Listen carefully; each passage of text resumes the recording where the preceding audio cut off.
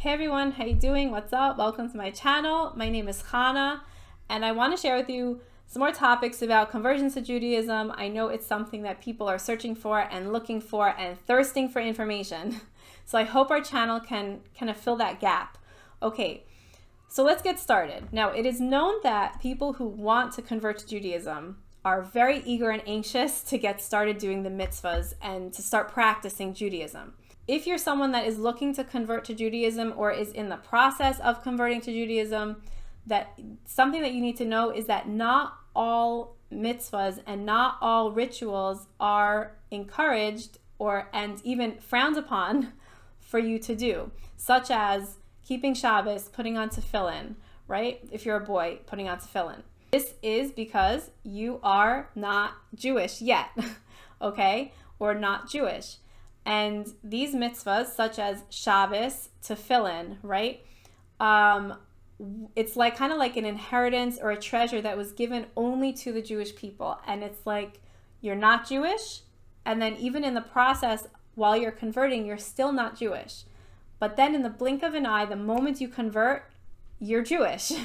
And it happens very quickly. So I'm going to give you 3 things that you can do as a non-Jew before you convert to Judaism. Just to kind of make you feel more cozy with Judaism, that you're allowed to do, because certain things are reserved only for Jews. But there are things that you can do as well. So number 1 is you can start thinking about God every single day. And just thinking about God, yes. And that's it. I mean, it sounds so simple, but it's not. While you're driving, while you're shopping, while you're going about your day, just thinking about God, having a God consciousness, like that monotheistic Hashem, right? The mind is always thinking, and you can channel your mind to think about Hashem wherever you are and whatever you're doing, okay? So why? Like, what does this mean, okay? When you look around, tell yourself, Hashem made the trees, Hashem made the mountains, right? You're looking around at nature and you're just kind of switching it back to Hashem and kind of putting Hashem in your brain. You are making yourself like a partner with Hashem. Hashem wants you to recognize Him and to know Him. And this was not given only to the Jewish people. This was given to humanity, to everybody. And if you're going to practice being a Jew, well, we're very God-conscious people, right? Everything we do, all the mitzvahs, Shabbos, keeping kosher, like all these rituals is all for Hashem. It is not for us to feel good, although that is kind of a side benefit, but it is for Hashem, and to just kind of practice keeping your brain focused on God. And that is something that everybody can do and should do, whether you're Jewish or not Jewish.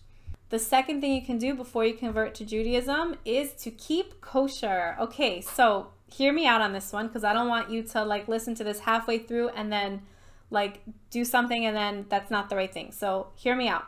It's actually a really good idea if you want to convert to Judaism to start practicing keeping kosher, because this is something you don't want to have to all of a sudden switch on the moment you become Jewish, because there is a lot involved. Okay, so practice not mixing meat and milk, and then when you're comfortable with that, like no more cheeseburgers, right? Like separate it. Don't eat them at the same time. And then when you're comfortable with that, you can then wait the 6 hours between meat and dairy, or 1 hour if you're going to eat dairy and then have meat, right? Learn the laws about that, and you can start putting that into practice right away. And there's nothing wrong with that. Now, this is what I want to tell you, is not to kosher your whole kitchen, okay? Don't buy separate pots, don't buy separate pans, don't get a separate microwave for dairy, meat, like don't do that.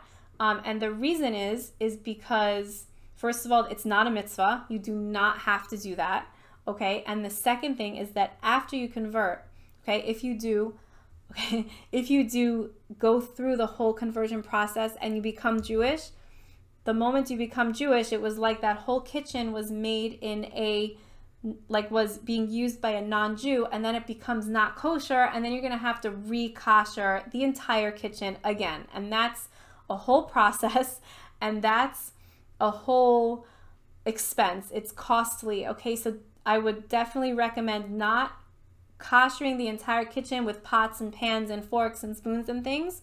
Use your kitchen, but you know, practice with the meat and the dairy, and then buying only kosher food with the kosher symbols on them. You're just kind of practicing and seeing how it is for when you are Jewish, if this is something that you do want to pursue. And number 3 is praying. Okay, prayer is always accepted by God. And when I say prayer, I mean like in your own words. You can also use a prayer book, but also your own words, right? Use your own words. Talk to Hashem. Tell Hashem what's in your heart. And then you can also add on the Jewish prayers from a prayer book, but not to lose that personal relationship with Hashem. Now, praying doesn't need to be loud or formal, right? Prayer actually didn't exist. Formal prayer, I should say, didn't exist in the time of Abraham or Yitzchak. It's best to close your eyes for concentration, but it's not necessary, okay? And there's no set time for prayer, okay? It doesn't have to be this big, like, formal, you know, Jewish prayer from a prayer book, because you don't want it to become a ritual. You don't want it to become a habit. You want it to become about a personal connection to the creator of the world, which is why you want to become Jewish in the first place. So you can close your eyes and you can just think how Hashem is listening to your words. Or in the morning, if you wake up and you look in the mirror, you can just close your eyes and say, wow, thank you, Hashem, for making me beautiful, right? And that's prayer. That's a prayer. Okay, anytime you're talking to Hashem is called prayer. And any prayer that you say in just one moment, guess what you're doing in that one moment of thanking Hashem? You are accepting Hashem as the creator of the world. You gave him the credit for what you are thanking him for. Okay, you're giving Hashem the ability to be your God. He's your personal God. And what these personal prayers do is that you're conditioning yourself to recognize that whatever happens, Hashem runs the show, and that is going to take you far in your life as a Jew for after you convert. That is what Judaism is all about, is that Hashem runs the show. Hashem tells us what he wants from us as Jews, as a non-Jew, as a part of humanity, right? Hashem tells us, and we listen.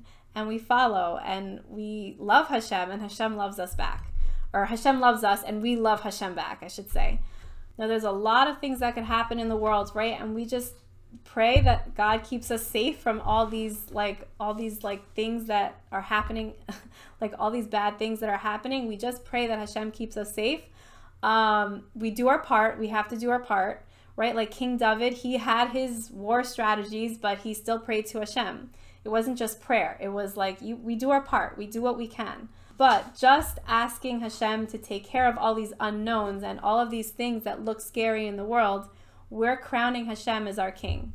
And we're making Hashem our protector. And then in that way, Hashem will protect us. So that is what I want to share with you for this video. I do hope that this was helpful for you. And please share and make sure to subscribe. Okay, I'll see you in the next video. Take care. Bye-bye.